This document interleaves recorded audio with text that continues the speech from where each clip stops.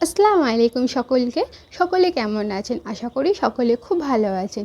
আজকে আপনাদের জন্য যে রেসিপিটি নিয়ে হাজির হলাম সেটা হলো এই ব্যস্ত দিনের মধ্যে খুব কম সময়ে ঝটপট বানানো যায় এমন একটি বিফ কারি রেসিপি, যেটা খেতে অসাধারণ, জাস্ট অসাধারণ।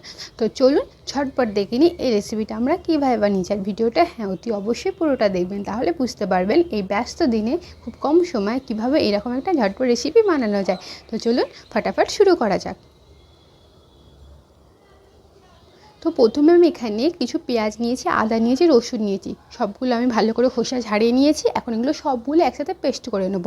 যেহেতু আমাদের তাড়াতাড়ি রান্না, তাই আমরা একদম কোনো ঝামেলা ছাড়াই সবগুলো পেস্ট বানিয়ে নেব। একসাথে পেস্ট করা হয়ে গেছে। এখানে আমি কিছু বিফ নিয়েছি, দেখতেই পাচ্ছেন।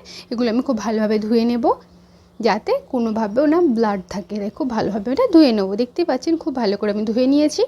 এখন আমরা যেটা করব, একটা প্রেসার কুকার নেব, তার মধ্যে দিয়ে দেব সরিষার তেল। সরিষার তেল যখন গরম হয়ে আসবে তখন আমরা দিয়ে দেবো এর মধ্যে আমাদের পেস্ট করা পেঁয়াজ, আদা, রসুন বাটাটা। তো এখন আমরা দিয়ে দিলাম, দিয়ে একটু ভালো করে নাড়াচাড়া করব, যাতে মশলা বলতে ওই যে পেঁয়াজ, আদা, রসুনের গন্ধটা ওটা কেটে যায়। তো ব্যাস ভালো করে একটু নাড়াচাড়া করে নেব। নিয়ে এখন আমরা এর মধ্যে দেব আমাদের মশলা। তো আমি প্রথমে দিচ্ছি নুন, হলুদ গুঁড়ো, লঙ্কা গুঁড়ো, জিরে গুঁড়ো, একটু ধনে গুঁড়ো, আর দিয়ে একটু ভালো করে নাড়াচাড়া করে নেব।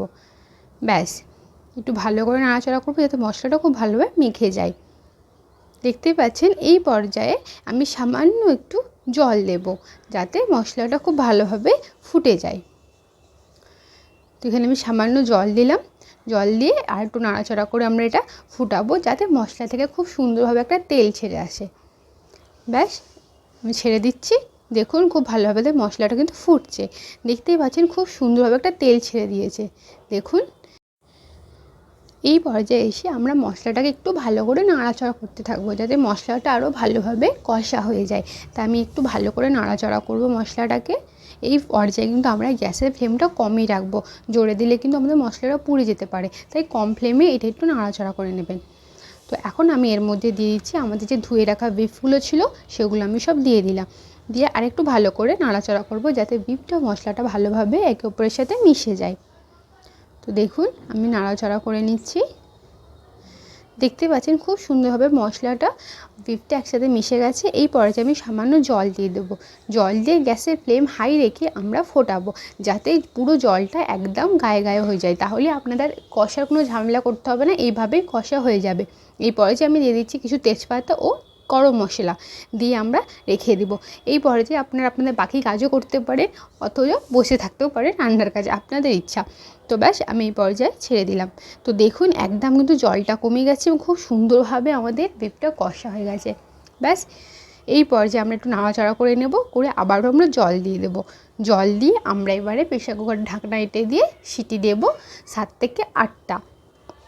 তো সিটি দেওয়া হয়ে গেলেই তাহলে দেখবেন আমাদের একদম পারফেক্টলি কুক হয়ে গেল বিফ। দেখতেই পাচ্ছেন কোনো ঝামেলা ছাড়াই আপনাদের এই বিফটা রেডি হয়ে যাবে। দেখুন কতটা ইয়াম্মি দেখতে লাগছে, বিশ্বাস করেন ব্যাপক খেতে লাগে, জাস্ট অসাধারণ। তো অতি অবশ্যই আপনারা এই ব্যস্ত দিনের মধ্যে এই রেসিপিটা বাড়িতে বানান এবং সকলের সাথে এনজয় করুন। তো চলুন দেখা হবে নেক্সট ভিডিওতে। টাটা।